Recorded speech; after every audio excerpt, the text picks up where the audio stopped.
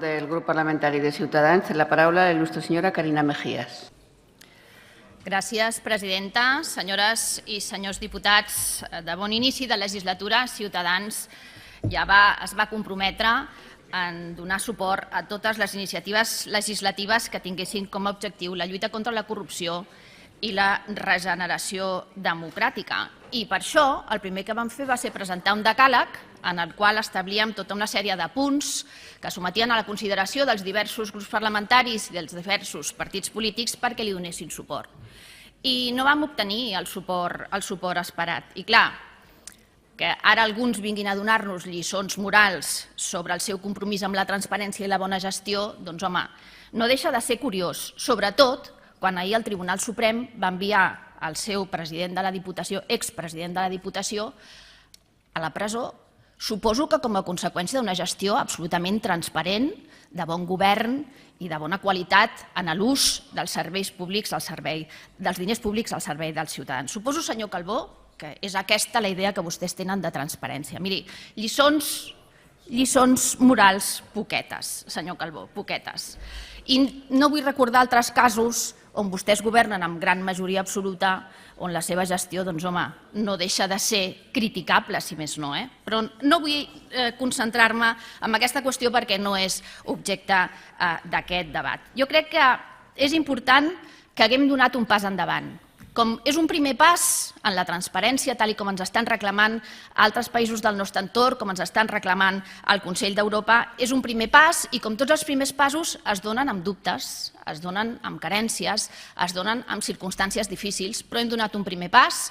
Nosaltres ens vam voler sumar a aquest primer pas, participar d'aquesta ponència, fer aportacions en sentit positiu, no digui que no, senyor Calbó, hem participat d'aquesta ponència en sentit positiu, però el que sí que és cert és que l'actitud dels que han signat la ponència, al final del tràmit no va ser del tot leal, perquè vostès van incorporar a la llei moltes coses que havien estat objecte de controvèrsia sense admetre cap mena d'aportació per part dels grups crítics. Però bé, quasi 2 anys després d'un procediment que, com dic, no ha estat exempt de problemes, avui s'iniciarà el tràmit d'aquesta llei, que jo crec que és un pas endavant, del que tots ens hem de felicitar. Com els deia, compromisos concrets per Ciutadans en benefici de la regeneració democràtica com a conseqüència d'una situació absolutament de crisi de la política on els casos de corrupció eren notícia cada dia i on s'havia de fer un compromís amb els ciutadans i especialment per part dels servidors públics per garantir mecanismes de transparència, d'avaluació i de retiment de compte davant els ciutadans de tota la gestió pública. Per tant, nosaltres hem estat amb aquest compromís, hem volgut participar d'aquest compromís i reconeixem que aquesta llei avança, amb dificultats, però avança, perquè és una llei que reconeix nous drets als ciutadans, nous drets com és el dret d'accés a la informació, que quedarà garantit per llei, que és reconegut arreu com un dret instrumental que ha de servir als ciutadans com una eina per la defensa dels seus drets, les seves llibertats també, per facilitar la participació pública en la presa de decisions i per exigir que els governs retin comptes, sobretot com a eina de responsabilitat també d'aquelles persones que estan al servei públic, al servei dels ciutadans. I perquè també considerem que la informació és vital per prevenir la corrupció i per lluitar contra ella, sí, també per prevenir la corrupció. I per tant, no ens oposarem a la tramitació d'aquesta llei, però sí serem crítics amb alguns aspectes en els que no estem d'acord i que volíem millorar en el tràmit d'esmenes. I escolti'm, en primer lloc, començaríem per una qüestió més formal que material, i és que paral·lelament a aquesta llei, tal com ara apuntava el senyor Herrera, s'ha elaborat una llei per part del Govern de l'Estat i hem trobat unes certes similituds que no deixen de ser sospitoses, però és que, a més, s'anaven incorporant coses a la llei que després d'una anàlisi complet de tota la llei veiem que hi ha absolutes desconcordances o descoordinacions. I li posaré un exemple. Escolti, miri, la llei de l'Estat ja estableix un règim de transparència i de retiment de comptes pels governs locals i, en canvi, aquesta llei n'incorpora un altre que és absolutament divers. Per tant, necessita d'un instrument de concordança, de coordinació amb la llei de l'Estat. I per tant, s'haurien d'haver marcat, a part d'anar incorporant coses que els hagués anat dient el grup que estava elaborant alhora la llei del govern de l'Estat, doncs, home, haver posat una mica d'ordre en algunes de les aportacions que s'estaven fent. Per exemple, la llei de l'Estat preveu que en cas que no hi hagi resolució per part de l'administració a la que se li demana la informació, doncs operarà el silenci negatiu. Doncs aquesta llei preveu exactament tot el contrari, però és que si una té caràcter bàsic i l'altra és de caràcter ordinari, doncs és evident que aquí hi ha una descoordinació important. I miri, pel que fa a l'organisme que ha de resoldre els conflictes sobre l'accés a la informació pública, no poden negar que aquest ha estat un dels elements de més controvèrsia. Aquí hi ha hagut apostes i propostes de tota mena. Primer es va parlar que, com a conseqüència de la situació de crisi econòmica que patíem i la dificultat de crear un nou organisme, una autoritat per la transparència, doncs havíem d'anar a la simplificació administrativa i fusionar diversos organismes.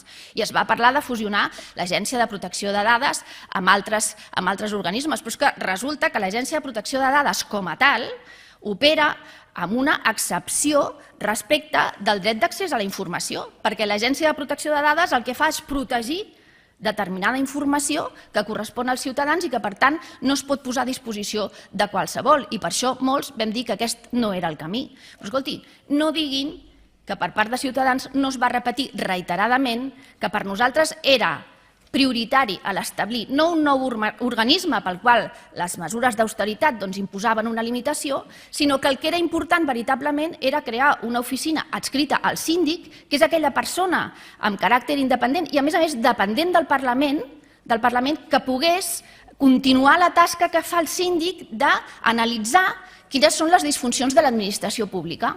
I, per tant, en aquestes disfuncions de l'administració pública, si algunes d'elles es referien a la mancança d'informació, fos aquesta oficina adscrita al síndic com a organisme que defensa i que resol els conflictes de la transparència la que pogués donar resposta. I nosaltres això ho vam dir en reiterades ocasions. I ningú ens va fer cas. Ho vam proposar en reiterades ocasions i no se'ns va fer cas. I és tal com s'ha fet en altres països del món amb oficines adscrites als ombudsmans. I aquesta era una proposta que podia haver resolt precisament aquest caràcter d'independència i neutralitat que necessita aquest organisme, que ara no el tindrà perquè és un organisme adscrit al govern, perquè és un organisme que, a més, està adscrit al Departament de la Vicepresidència i perquè, a més, és un organisme que la designació dels seus membres serà per designació parlamentària i vista l'experiència que tenim d'altres organismes com el Consell d'Audiovisual, el Consell de Garanties Estatutàries i molts altres, doncs ens veiem venir la politització de l'organisme. Per tant, nosaltres per això no participàvem d'aquesta proposta. Per això no participàvem i ho vam dir en reiterades ocasions. I el fet que s'acordés que seria una comissió per la transparència adscrita al govern era el que ens feia dubtar absolutament de la seva independència i de la seva neutralitat. El nostre objectiu era que aquest organisme tingués el més prestigi possible, el major prestigi possible, com el tenen alguns altres organismes que per la seva composició, amb professionals amb rigor i sobretot amb una experiència validada, poguessin respondre precisament a aquesta necessitat de professionalitat, independència i neutralitat que necessita aquest organisme. Però és que hi ha altres aspectes de la llei que tampoc no compartim. Perquè, clar, no entenem ben bé per què aquesta llei serà aplicable a tots els organismes de l'administració pública i el Parlament de Catalunya, que és la principal institució de Catalunya, pugui mantenir un règim especial quan hauríem de ser els primers en donar exemple. Senyor Corominas, és un tema que es va debatre reiteradament a la ponència i vostès s'hi van negar. Escolti'm, si el Parlament de Catalunya i els seus serveis de la cambra han fet una feina absolutament extraordinària en tot aquest temps posant a disposició dels ciutadans una eina de participació, que a més és un dels objectius de la llei, que és de màxima qualitat. I han fet un treball magnífic que tots nosaltres vam aprovar. I resulta que el Parlament té que tenir un règim especial. Per què no es pot adaptar amb el mateix temps que s'adapten les altres administracions públiques? La veritat és que hi ha aspectes que no acabem d'entendre. El que sí que esperem és que en el tràmit d'esmenes puguem fer aportacions que millorin el contingut d'aquesta llei i, sobretot, que per raons d'urgència no malmetem un objectiu un objectiu que respon a un compromís amb el conjunt dels ciutadans, que ha de garantir aquesta regeneració política i que per part de tots jo crec que hauríem de fer un esforç malgrat les actuals circumstàncies de dificultat i de transparència i de crisi econòmica, però que ha de garantir aquesta transparència amb l'obligació d'aprofundir precisament en aquest retiment de compte dels serveis públics al servei dels ciutadans. Moltes gràcies. Com he dit abans, aquesta iniciativa continua la seva tramitació. I passem al 18... Senyora Mejías, no l'havia vist.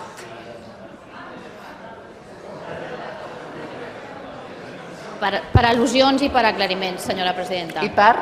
Per al·lusions. 30 segons. Només per dir, en defensa del nostre grup parlamentari, que nosaltres hem participat amb esperit constructiu a totes les sessions de ponència, a totes, amb esperit constructiu, que hem fet aportacions interessants a la ponència i que, a més, el que hem tingut la sensació és que en l'últim període de reunions de la ponència es feien acords al marge de la ponència que s'hi anaven incorporant a la llei i que, a més, ens va sorprendre també bastant el fet que aquesta llei s'hagués després de tramitar pel tràmit d'urgència després d'estar quasi bé 2 anys esperant que es tingués un text conjunt.